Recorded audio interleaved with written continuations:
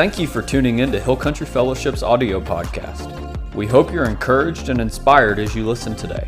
For more information, visit us online at hcfburnet.org. So we're in our His Name Will Be series. Started out with Emmanuel. The most important part of Christmas, God with us, is the name given to Jesus in Isaiah 7, the prophecy almost 800 years before he was born, that God will come down and be with us. The God of all creation, who oversees everything, has never had a beginning, will never have an end, comes down to be with us as human beings. Last week we looked at him being a wonderful counselor, beyond descriptive words in the wisdom and counsel and guidance he gives us. And today we're looking at his name will be Mighty God, Isaiah 9, verse 6.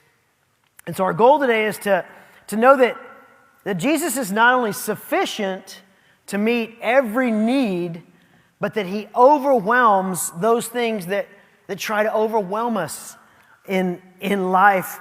You look at the book of Luke, Luke chapter 1.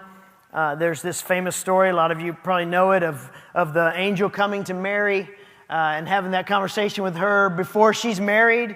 She's basically engaged to Joseph, and the angel comes and he says, "You're gonna have a child, and it's gonna be the Son of God." Imagine, she was probably 14, 15 years old, which was normal back then. Imagine an angel coming, first of all, it's like, whoa. And then an angel saying, "Oh, you're going to get pregnant." And you're like, "Ooh, I'm not even married." And then the angel says, "And you're going to carry the Son of God." Can you imagine bearing all of that? And so she responds, as we look at Mary today, she responds with, "How in the world? How in the world is this going to happen?" And God responds with, "It's me. I'll do it." That's our mighty God. He's constantly saying, and he's still saying to you today, "It's me. I'll do it. I'll take care of those things that seem impossible in your life." Challenges are just setups for a mighty God to showcase himself and to bless you and to bless others from you. That's what we see as a challenge, which is not to him. So, after the angel tells Mary that she's going to carry the Christ child, the Son of God in her womb, in that first beginning of the conversation there in Luke chapter 1, she asks a question that most of us would ask. She says, "But how can this happen? I'm a virgin." Mary does right there what we so often do in life when we see or hear about things and we're like, I don't think it's going to work out. I don't think that's going to come to pass. That's a tall order there. How in the world are you going to make the impossible happen? Some of y'all have gotten health reports over the number of years. Maybe your horrible health report was 10 years ago, and so you're 10 years beyond that health report. But at the time, if you look back, you're like, you hear it, and God says, "I'm going to take care of you," and you say, "How's that going to happen?" You see your finances, and then you have this happen with your job, and then this thing happens over here, and you're like, and God says, "I'm going to take care of you," and you're like, how in the world is this going to happen? And so the angel replies in verse 35, this is how it's going to happen. "The Holy Spirit will come upon you, and the power of the Most High will overshadow you." Talking about the might of God. "So the baby to be born will be holy, and he will be called the Son of God. What's more, your relative Elizabeth has become pregnant in her old age." Poor Elizabeth, she's always known as the old age pregnant one. People used to say she was barren, but she's conceived a son and is now in her 6th month. That's John the Baptist that we know of in the Bible, Jesus' cousin. Verse 37, "For nothing is impossible with God." You hear that today? Nothing is impossible with God. Yeah, but I know. Maybe you're a pessimist like me. And so yes, but is kind of a common go-to. Nothing is impossible with God. It can be hard, like in this setting, it can be hard to see how God is working or is going to work in our impossible or challenging situations. I mean, that's what she was facing here. But God's power is for your benefit. His might is for you. It's not just to showcase himself, which he is about getting himself the glory because it saves people and it shows him for who he is, but it's for your benefit. It's to bless your life. A miracle birth 2,000 years ago was for you today, and it will be for you when you face the things tomorrow and in 10 years and in 15 years. He's still at work for you. Mighty God at work for you. God can do immeasurably more than you could ever imagine in the midst of your impossible situations, your challenges that you face, in the midst of those needs that you have, big needs, and even the normal everyday needs. Because we can't get so focused on only the fantastical, the stuff that's just so big. He wants to be there for our everyday needs. For the way that we love our spouse, for the way that we raise our kids, for the way that we work with high ethics and good morals and a positive attitude at work. All those normal things.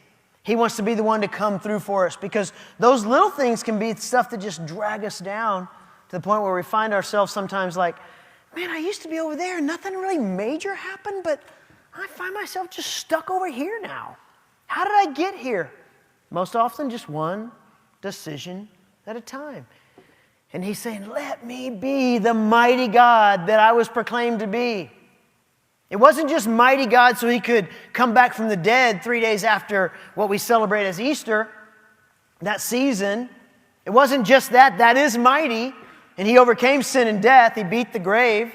He destroyed, the debt that we owed. Yes, he did all that, but he's mighty God in everyday circumstances too. I mean, look at Moses in Exodus chapter 3 where he says, who am I? We have this amazing story of the deliverance of the people of Israel from hundreds of years of slavery to a wicked, wicked nation in Egypt. And Moses is the one called to do it. And when he is, he says, who am I? And God's response is, you're mine. That's who you are. You're mine, and I am, so fill in the blanks. I'll do whatever I want. Moses knew defeat too. Anybody in here ever know defeat? Right? Some of you might be like, I feel defeated right now. Like, this is going on and I feel defeated. Moses knew defeat. His own people looked at him as a traitor. His dad / boss / Pharaoh was done with him. He kills a guy on the way out of his terrible exit. I mean, if you were to bring a resume like that and you're like, here's my resume. My own people see me as a traitor. I got fired by the Pharaoh and I killed a guy. Would you like me to deliver you today? Can you imagine? Can you imagine what he was having to deal with when he thought? Like, he knew there's a promise to deliver the people. I wonder how God's going to do it. And then God shows up in the form of a bush that didn't burn up but was burning and says, it's you. And he's like, oh man, I'm going to add a really bad line to that terrible resume because I'm going to fail so badly. Moses is on the backside of the desert tending sheep for his father-in-law. He has this burning bush moment that a lot of us know about in Exodus 3. And God says, hey, I'm going to use you to deliver my people. And Moses says, I tried that and I failed miserably, remember? That's why I'm a defeated nobody here, God. Like, we know why I'm hiding. Because I blow it. And notice how God deals with Moses' insecurities. I love this. I guess I never really thought it through. Most of the time when somebody's like, I'm a terrible loser, all this stuff, because we're compassionate, no, you're not. Look at this. Look at what it could be. We give all these things. And God doesn't try to convince him or give him a pep talk or put his arm around him and go, let me paint you a picture.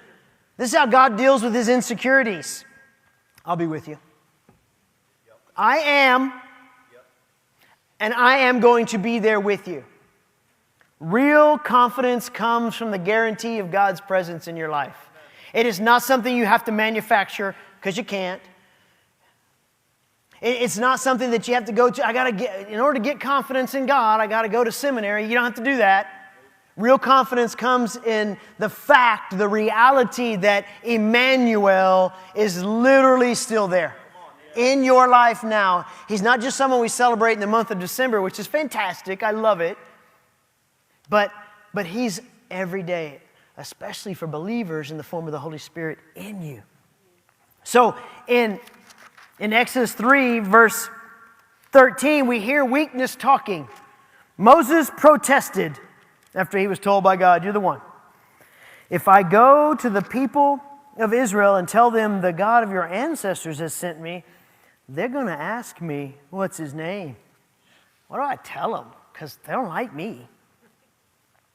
And then you hear how might talks louder than weakness. God replied to Moses. And remember, this is a burning bush talking to Moses. You know, when a burning bush talks to you, you kind of listen, right? So God replied to Moses, I am who I am. Say to the people of Israel, I am has sent me to you. He says, get my people and let them know the mighty God is on the move. I'll rescue, I'll lead, I'll bless, I'll provide. I'll crush those who stand against my people. They'll feel the pain of a mighty God against them who tries to oppress my people from this point on. They'll see me for who I am, Moses, and they'll see you for whose you are. Not for who you are, Moses, for who you belong to, because I am. That's what God's telling him there. I am. Just think of that. No beginning, no end. He came from nowhere, and he's not going anywhere. Isn't that awesome? God's not going anywhere. God's not going anywhere. Do you hear that today? Think about what the things you're going through right now, whatever they are. Could be health, finances, relationship stuff, fear, doubt. Maybe you're at home and you're watching or listening and you're just stuck for one reason or another. And God's saying, I'm not going anywhere. I'm the mighty God. I've always been the mighty God. I was prophesied to be the mighty God. I was born in a horse feeding trough in the poorest conditions. And it didn't matter about status. I am Emmanuel. I'm the wonderful counselor. I'm the mighty God now for you. So do you hear that today? Some of you need to let that be heard in your soul. He's not going anywhere, and he's yours, and he's for you. I mean, maybe some of you today, you need to look at the situation and just out of faith say, I am is with me. I am is with me. Because in your mind, you're like, what am I going to tell the bank? What am I going to tell my boss? What am I going to tell my spouse? What am I going to tell? How am I going to tell my family about this health thing? Tell them I am is with you. This is happening, but I am is on my side. He's for you. He's for you. I love when we sing the song, The Blessing. I think it's the longer version, and we just keep saying, He is for you. He is for you. He is for you. And it's like, we're not changing the words, but there's something about hearing it over and over and over. He's for you. He's for you. When you're saying it maybe the 5th or the 10th time, you're like, He's for me. He's for me. I don't know anything about how Moses responded with the whole, what his soul was going through in his mind with the burning bush. But eventually he's probably like, all right, I've been with this bush long enough. It's still on fire. It's not consumed. And he's not going anywhere. I'm feeling kind of good about this. It didn't start off him feeling kind of good. He's like, I shall go over there and see why this bush is not consumed. And it ended up with him going, I'm going to go deliver God's people.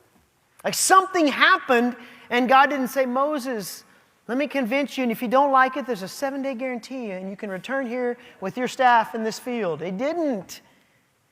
He left going, God's for me, and He's for His people, because I am is on my side. He's the source of all things. He's the one that holds it all together now. He's the source of everything that started. He holds it all together now. He'll be there when it all wraps up at the end of time. And then eternity with those who have placed their faith, their lives, their hearts in Him. Eternity will be with I am all the time. We need to routinely think about the bigness of God, the power He is, because His might in our lives transforms our identities. A semi-shy, for all that we know, 14-year-old girl who was like, how can it be? Mother of Mary, mother of Jesus, Mary, one who stood with Him at the cross when He was hanging there. Moses, this defeated man who was meant to be a king on earth. And he's like, who am I? And God says, you're mine. It transformed their identities when they stepped into His bigness in their lives, but really His bigness of His life. I mean, look at Moses. He had a speech impediment for what we can tell. He'd killed a guy. He doubted himself. He's obviously still living in the pain of it because he's hiding on the backside of the desert, and he's like, we know I'm a failure. So he's living in the pain of all that. He couldn't see the work of God in his life. 40 years of shepherding, after 40 years of being raised in the best household on the planet, raised to lead a nation in every way possible. And understandably so, because we're human, we're frail. He didn't see that God actually had a plan. I'm going to use you to shepherd a nation that I'm starting again. He's shepherding for 40 years. I'm a failure. He had 40 years of training to lead a nation, and he blew it, so he quit, ran away after killing a guy. So I'm a failure. He didn't see that God was going to use all that, reclaim it all, to lead a nation and shepherd it at the same time. Oh, while going and taking a promised land. Yeah, all that. He thought his life was a waste, yet God. I love that phrase. It's one of my favorites. Yet God, or then God. Yet God was about to reclaim the training for the biggest task that any man had ever been asked to up to that point in history. Bigger than Abraham leaving, bigger than Noah building an ark and spending all that time. He was going to lead a nation after hundreds of years in captivity into freedom and take over land that wasn't theirs but was promised to them. That was quite the undertaking for a guy hiding out in the backside of the desert shepherding. But I Am was with him, and I Am had a plan. I mean, I remember 18 years ago in my own life when I look at me, and my life had just broken apart. It was just a crumbled mess. It was just rubble on the floor. All it was worth was sweeping up and putting in the garbage.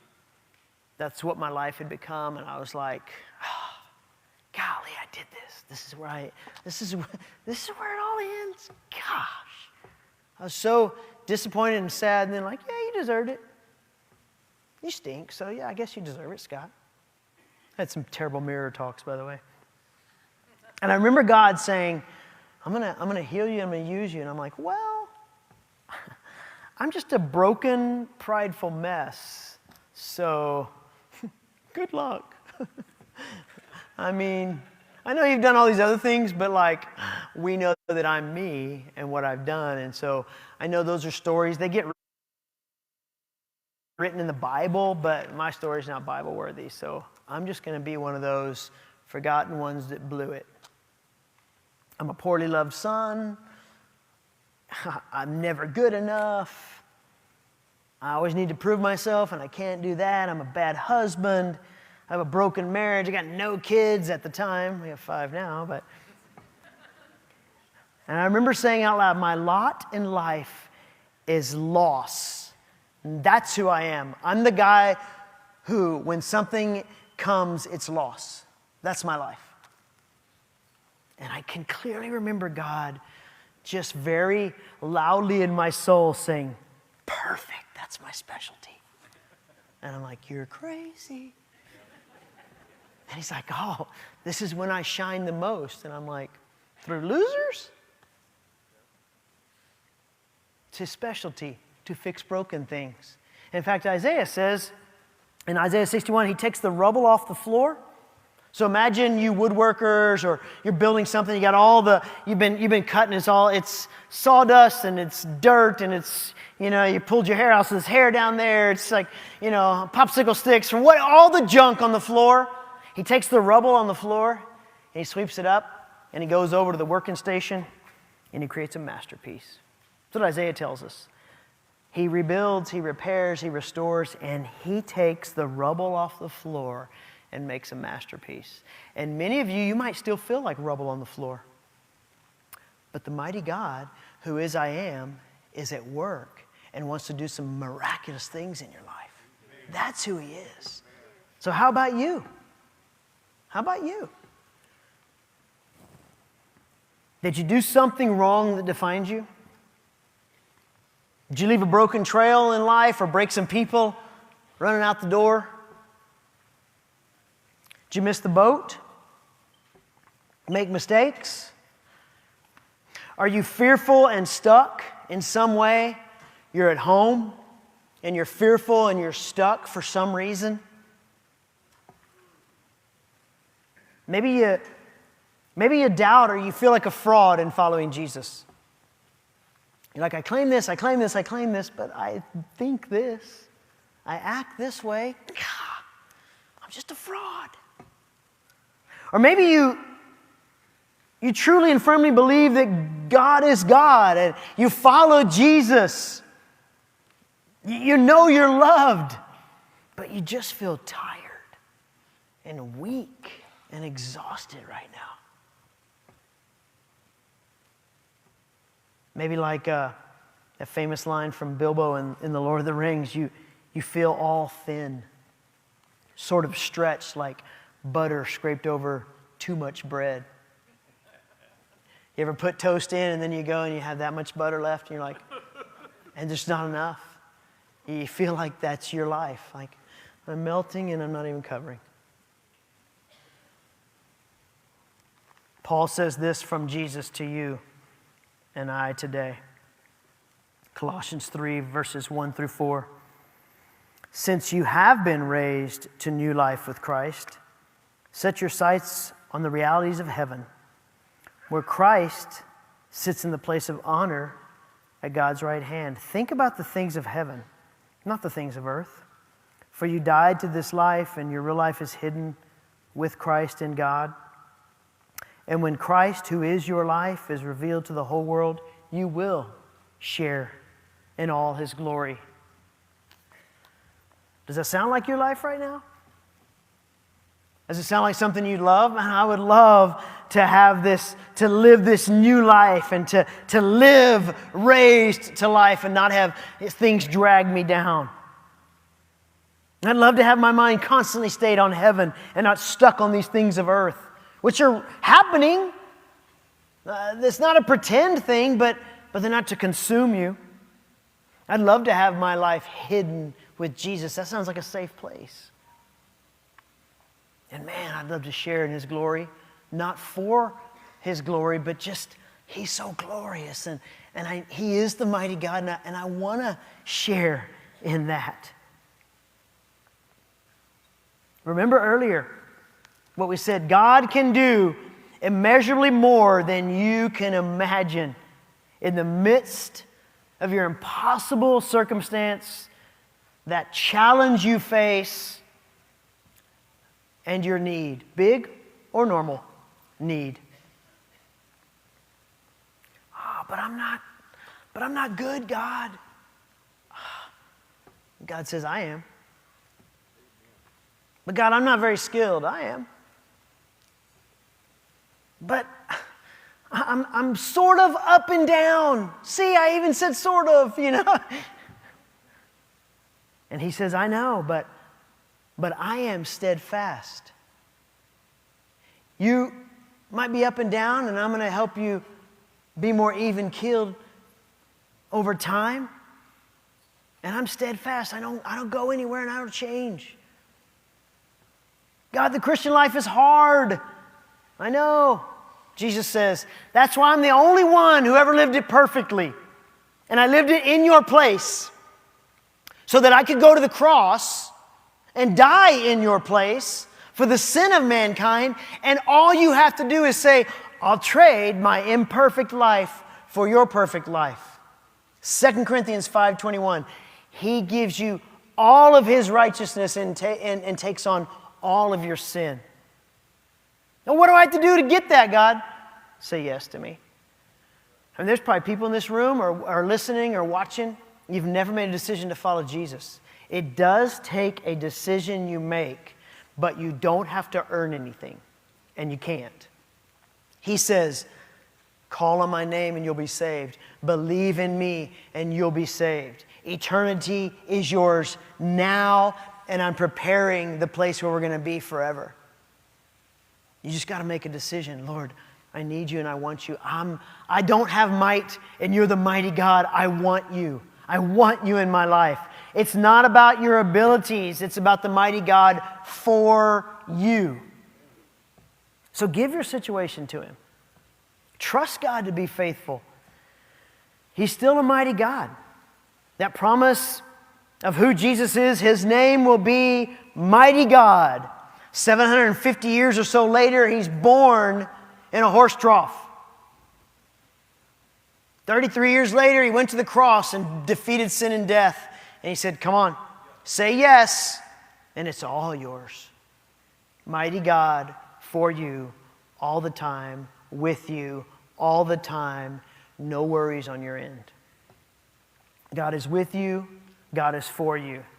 It's literally all that's needed to live a spectacular life. 1 plus God equals guaranteed victory. It's a beautiful promise.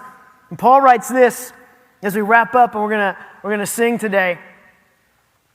Paul writes this in 2 Corinthians chapter 12, verse 9. He had whatever the thorn in his flesh was hurting him bad. We don't know if it's a soul thing or a physical thing, or I doubt he had a real thorn in, but he says he begged God. This is Paul.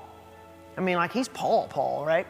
He begs God 3 times to take it away, and here's what God said. Each time God said, Paul, my grace is all you need. Paul, my favor, that's what grace is.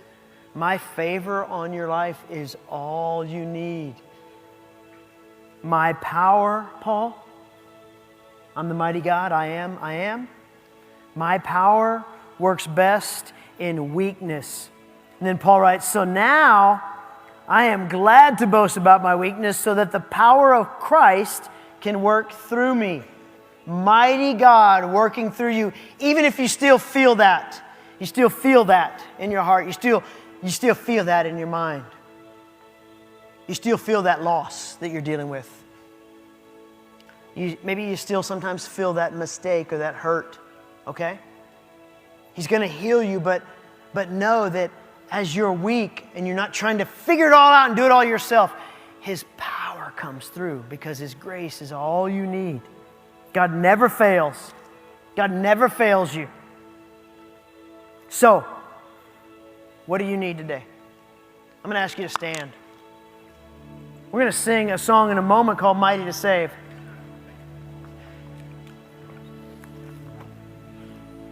But I want you to be bold and ask.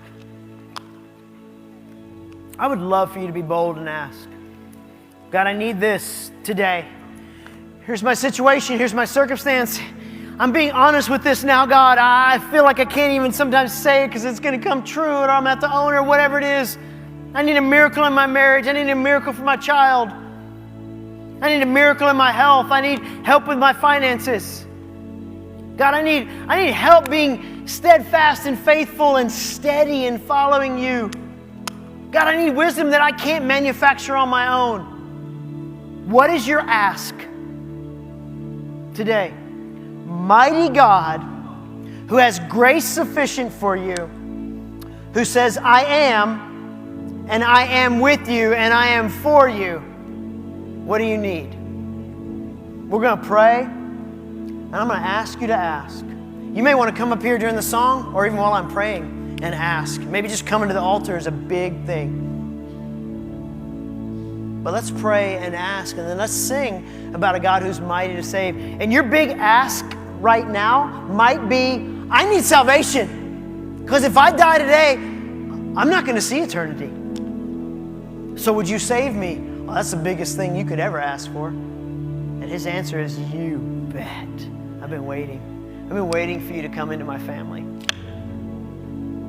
A lot of us go home at Christmas, or we have people come visit at Christmas or Thanksgiving, and family gets together. You can't wait for family. You can't wait to get to family. I remember when I was in college, and I'd drive whatever time it was, and I was heading to San Marcos. And I was like, I can't wait to drive on that nasty-looking little driveway, walk through those front doors. I'll be home. Home. And he's saying, come home. Come to the place I've prepared for you. Me. For you. That's home. Be a son, be a daughter. Maybe that's the thing you need to ask for today. But let's pray. And would you be bold and ask? Maybe husband and wife, you need to grab hands and go, we're going to pray for him. We're going to pray for her. We're going to pray for this to happen in our lives. You go over and you grab that person's hand. We're going to pray for that healing. Man, on Monday we got a great report. Our own Johnny Lubbock. No more cancer. Can't find nothing. Woo! Jesus. I mean, and Johnny was good either way. But man, what a good story. What are you going to ask for? And if you can't ask for something, why? What's going on there? Jesus, I thank you for you being for us. You did everything. And first, for anyone in here or listening or watching who doesn't know you, Jesus, I ask that they would hear your invitation to join your life. That you, Jesus, you would speak loudly to their soul right now and say, I want you. I want to give you eternal life. I've already done the work. It's yours for the taking. Would you accept this gift? During this Christmas season, would you accept the gift that I have been preparing for you since the moment you were born? Salvation and eternity, forgiveness of sins, a hope and a future.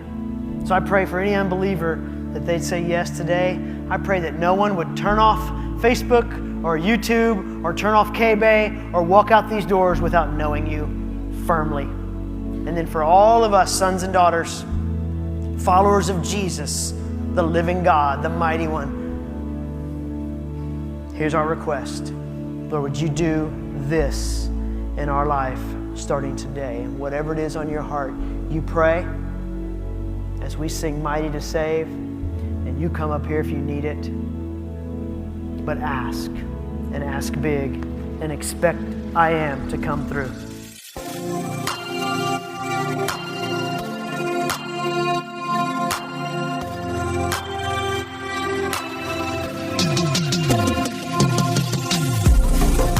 Thank you for listening. For more sermons and full service replays, visit us online at hcfburnet.org. God bless and have a great week.